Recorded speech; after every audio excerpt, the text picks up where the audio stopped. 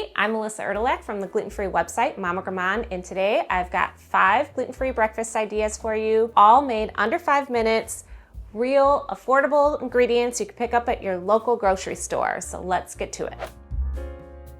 These are my flourless banana oat pancakes. I'll link to how to make those below, but they're super quick. You make them in a blender, and what I do is I put them in twos, wrap them up, put them in the freezer, so when I want them in the morning, I just grab out a stack. For a grab and go breakfast, what I do is I just spread on some peanut butter. This is a good one for kids too. If they're like running out the door, you can throw this at them. Not literally, but figuratively throw it at them. Add some sliced bananas to top, and then I like to just drizzle a tiny bit of honey over it. Okay, and then on this, you could be good to go. I love Cacao Nibs. I'm obsessed with them. If I find an excuse to use them, I will. So I do Cacao Nibs, or you can do granola too on top. So really quick, easy, and so good. So this one is pretty much what I eat 99% of my mornings. It starts with my gluten-free granola, which first appeared in my cookbook, Frugal Gluten-Free Cooking.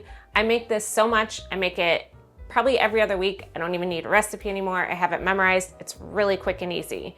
So it just starts off with 1/4 of a cup of oil. You could use any oil. You can use coconut oil, vegetable oil, whatever you prefer.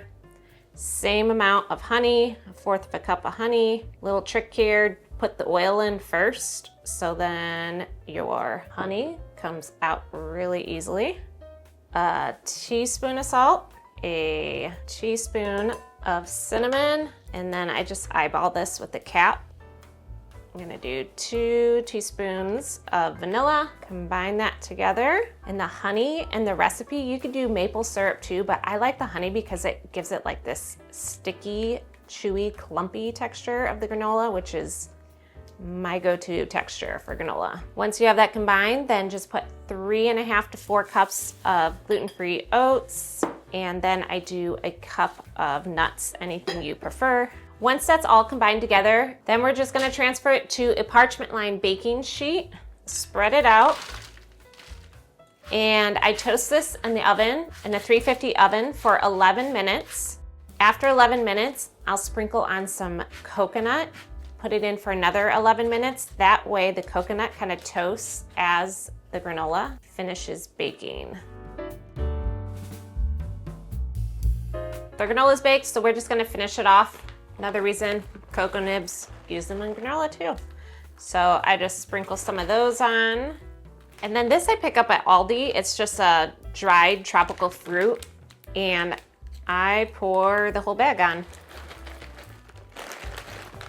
which has more coconut in it, and just stir that to combine. Once it's cooled, I keep it on my counter in like a big glass jar. You can also put it in your fridge or freeze it for longer storage, but I use this every single day, so it doesn't last long. I also like to snack on it during the day. Okay, and now I'll use it in my go-to breakfast.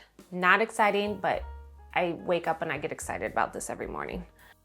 The reason I get so excited about this yogurt is the actual yogurt. So I make this in my Instapot every single week. I have a recipe for it. It's so easy, but it makes the legitimately best yogurt I've ever had in my life. It's like eating a bowl of whipped cream. It's so smooth. Oh my gosh, it's so good. Highly recommend you make this and keep it in your fridge. If not, you can just use whatever yogurt that you buy. We know how to make yogurt, but let me show you what I do. This is unsweetened, so I just add a little bit of honey to it, whatever fruit I have on hand, and then finish it off with our homemade granola. Okay, there's cereal you can get at your grocery store that's gluten-free. Checks. And there's some amazing flavors. They have a chocolate one, they have peanut butter, there's a honey nut one. I like to do one of those flavors with like a rice or corn and just mix that up. Then to make it fancier so you're not just eating a bowl of cereal, peanut butter.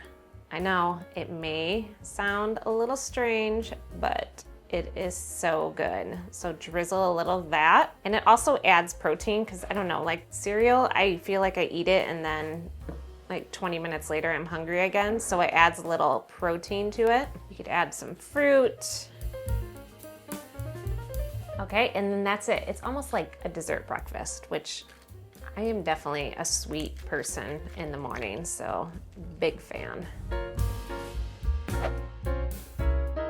Avocado toast. I know it's been done, but I'm gonna show you a shortcut way to put flavor in quick. So it starts off with my gluten-free bread. I make this, I always have it in my freezer. I pull out a slice, toast it, good to go there.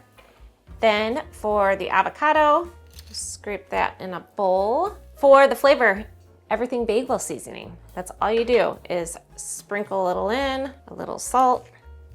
That was pepper. Now we'll do salt. And mash it up. All right, we could just stop here. We have our avocado and toast, but if you want to make it a little fancier, I have some ideas for you. So just spread that on. You can throw on a sliced hard-boiled egg, or you can fry an egg too and just put that on. I like the hard-boiled eggs because you can meal prep them and just keep them in your fridge so you don't have to cook an egg in the morning if you're really busy. To put on top of this, you could do some sliced red onion, pickled red onion. I love capers, love capers. I just put a few of those on. This stuff I'm obsessed with. It's a roasted red pepper sauce that has a little bit of heat to it. It's by, like, if you look in your grocery store in the ethnic aisle where they have like international foods, you could find it there. So just drizzle a little of that on there. And then if you really like heat, crunch, oh my gosh. Let's clean that up real quick. This, it's crunchy garlic chili sauce, also in the international aisle, and you can just put on a little bit and it adds heat and a little bit of crunch to it. I mean, it looks like a mess, but it's freaking delicious.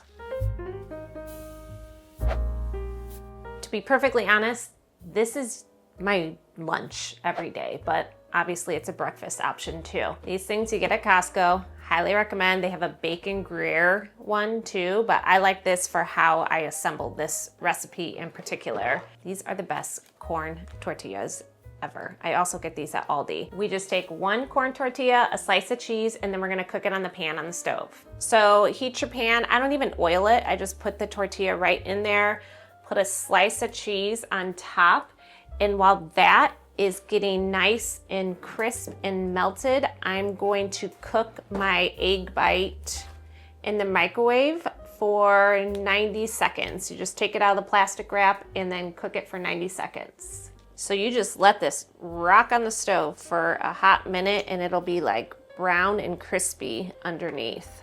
That's what you're looking for. All right, now we're ready to assemble. So what I do is I just slice up the egg that's nice and hot. It is like smoking hot. It's burning my hands. And then I kind of just smash that all down. Trust me, it is so good with the crispy tortilla and then the egg and the melted cheese. Oh my gosh. Okay, and then I just put some avocado. If you want, just to make it easier to eat, I kind of also smash that in. My favorite condiment, again, little roasted red pepper sauce, and then some chopped up tomatoes on top, and just finish that with a little bit of salt and pepper to flavor the tomatoes. And if you really want to make a mess, you could just like pick it up like this and eat it. But honestly, what I do is I will cut it in wedges. You hear that crispiness of the tortilla, and then just pick up each little wedge and eat it. It's so good. So all the recipes don't require much time to put together, but they do require a little bit of meal prep. The bread, the flourless pancakes, and the yogurt you could find on my website, and the granola recipe you can find in my cookbook, Frugal Gluten-Free Cooking. I hope you enjoyed it. I'll see you in the next video.